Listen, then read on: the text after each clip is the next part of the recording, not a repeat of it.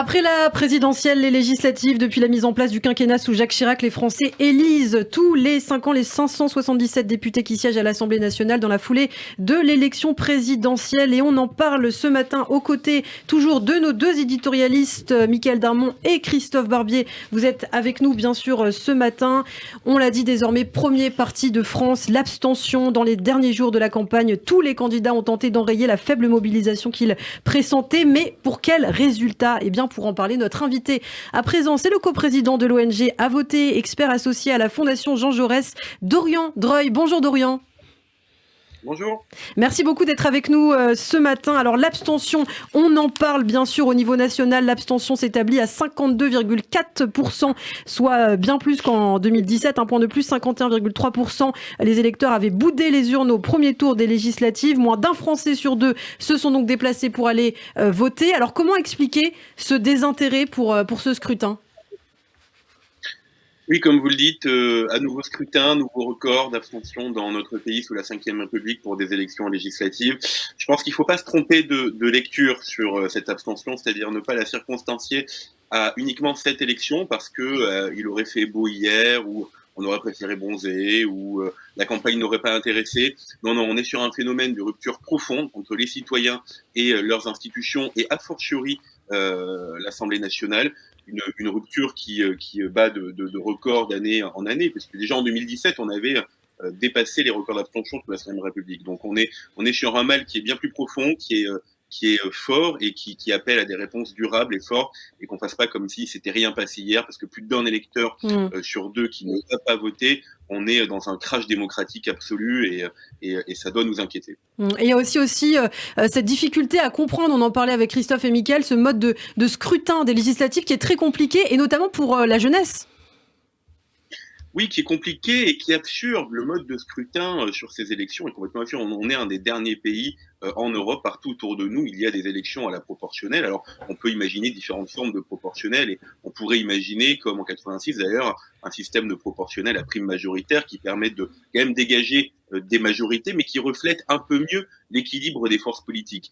Aller expliquer hier à des électeurs et forcément à de jeunes électeurs que vous avez deux forces politiques qui font à peu près jeu égal en termes de suffrage exprimé de voix, mais qui aura un écart de 100 ou 150 députés entre ces deux forces politiques, ce mode de scrutin ne conduit pas à une bonne représentativité de la diversité des idées qui traversent le pays et surtout une diversité sociologique également. On a pu le voir hier. Donc le mode de scrutin est pour beaucoup aussi dans l'abstention.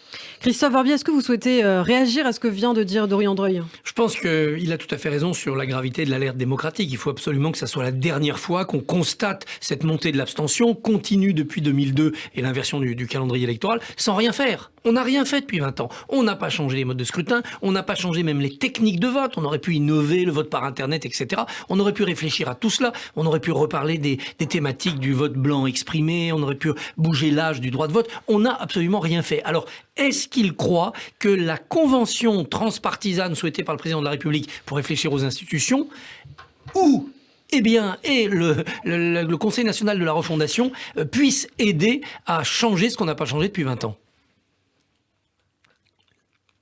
Alors, ce qui va aider à changer ce qu'on n'a pas changé depuis 20 ans, je l'espère, c'est le courage politique, en fait, de prendre des décisions vite. Il y a deux temporalités, à mon avis, à séparer. Il y a ce qui va relever d'un travail profond sur les institutions qui potentiellement nécessitera des changements de constitution ou des aménagements constitutionnels. Et dans ces cas-là, le travail du CNR ou de la commission transpartisane seront importants et ça sera intéressant de prendre le temps de réfléchir à ces sujets. Et puis, il y a aussi le travail, par contre, qui peut être enclenché dès le renouvellement de l'Assemblée nationale, parce que pour ce que j'appelle le progrès démocratique ou le renouveau démocratique, il n'y a pas forcément besoin de changer de constitution, de rajouter une lettre ou un chiffre. Dès le 21 juin, l'Assemblée nationale peut travailler. La proportionnelle, ça se fait par la loi. Les modalités de scrutin, ça se fait par la loi. La durée du scrutin, ça se fait par la loi. Même l'âge légal de vote se fait par la loi. Donc l'Assemblée nationale a déjà quand elle sera renouvelée, aura déjà les outils nécessaires pour travailler sur cet enjeu de renouveau démocratique et aura cette responsabilité d'ailleurs. Mickaël Darmon. Oui, il y a un enjeu d'adéquation également à l'époque et au comportement et aux habitudes de la jeune génération. Est-ce que permettre le vote à distance, pardon, par les applications numériques, par même le courrier, par courrier, éventuellement peut-être une solution pour ramener les gens à la participation. Oui, je pense, car à 52% d'abstention, ça va être compliqué d'éviter les innovations démocratiques qu'on observe autour de nous et qui fonctionnent. Celle-ci en est une. Je pense que la société aujourd'hui est prête pour notamment le vote à distance. Est-ce qu'il s'agit d'un vote électronique? Ça soulève encore des sujets de cybersécurité ou des interrogations, mais il y a des intermédiaires qui peuvent être intéressants, comme le vote par voie postale, le vote par correspondance par voie postale, pour les jeunes, mais également pour les personnes âgées isolées ou les personnes à mobilité réduite, qui sont aussi des catégories d'âge qui votent moins, qui votent peu, et qui pourraient permettre d'avoir une démocratie beaucoup plus ouverte, beaucoup plus inclusive. Il y a d'autres démocraties, d'autres grandes démocraties autour de nous qui arrivent à voter par distance. Je pense qu'on devrait réussir à tracer, pouvoir sécuriser des bulletins par voie postale. On voit bien que la plupart maintenant de nos paiements se font à distance sans aucune crainte. On imagine mal qu'un vote puisse être un problème. On paie nos impôts en ligne. On devrait pouvoir exprimer sa citoyenneté, son vote aussi en ligne. Oui.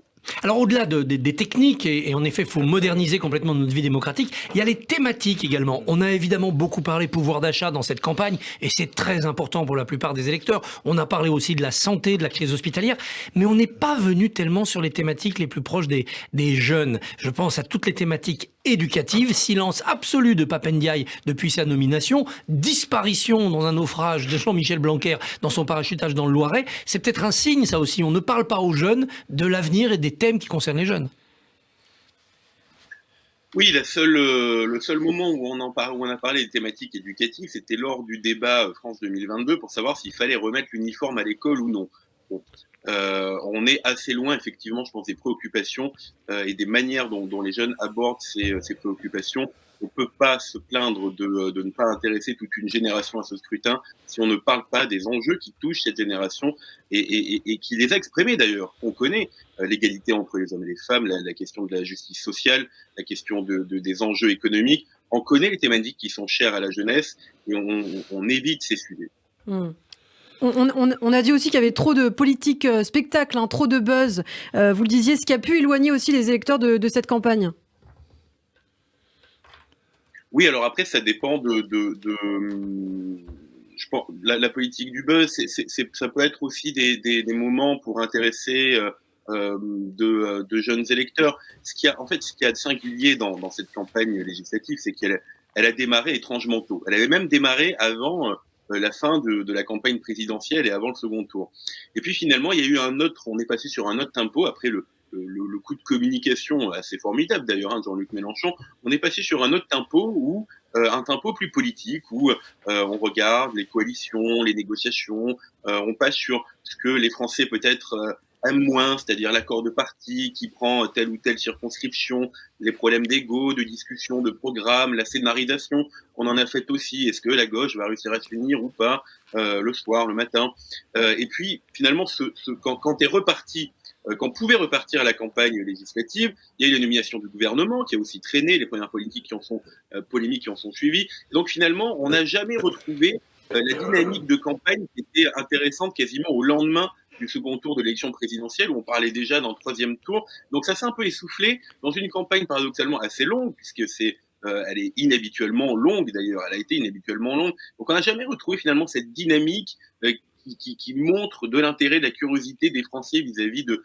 ce scrutin qui ont, je pense, aussi un peu le sentiment que le pouvoir finalement ne réside peut-être plus beaucoup à l'Assemblée nationale, qui n'est plus une institution de pouvoir politique, de décision, et qui du coup se désintéresse de ce scrutin.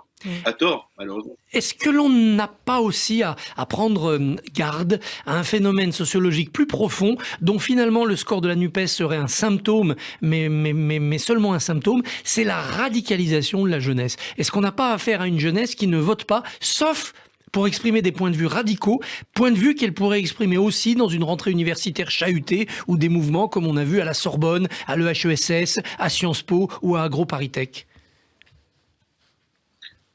Oui, je pense que notre vie politique et la sociologie électorale de ce scrutin est le reflet en fait aussi de notre société, aussi et avant tout de notre société. Et nous avons aujourd'hui une société et une jeunesse a fortiori qui est dans l'incertitude, dans l'inquiétude, dans la peur et aussi dans d'autres formes d'expression de ces peurs, ces incertitudes et ces colères qui ne s'expriment pas forcément par le vote et qui peuvent s'exprimer par différents modes d'action pour lesquels ils pensent qu'il y aura beaucoup plus d'impact que en votant. Et ce qui est sûr, ça concerne les jeunes, et pas que d'ailleurs, hein, c'est que normalement, et vous le savez, je pense beaucoup mieux que moi, le temps d'une campagne présidentielle ou d'une campagne législative, ça sert aussi à évacuer des passions, ça sert à trancher des débats politiques, ça sert à voilà, savoir où est-ce qu'une société va sur quels enjeux, sur quels sujets. Aujourd'hui, on a tranché aucun débat politique des grands sujets qui ont passionné les citoyens. Et donc, quand on ne tranche pas ces débats dans une campagne ou dans un hémicycle, ils vont se retrouver ailleurs avec une évacuation des passions peut-être plus malheureuse et plus sous différentes formes de colère, de contestation, qui risquent de rendre ce pays difficilement gouvernable, peu importe qui a une majorité le 20 juin. Très rapidement, Mickaël Darmon, il nous reste une minute. Oui, on a au fond l'impression que ce problème est tellement important qu'il faut peut-être une solution radicale. Est-ce que le vote obligatoire n'est pas une solution?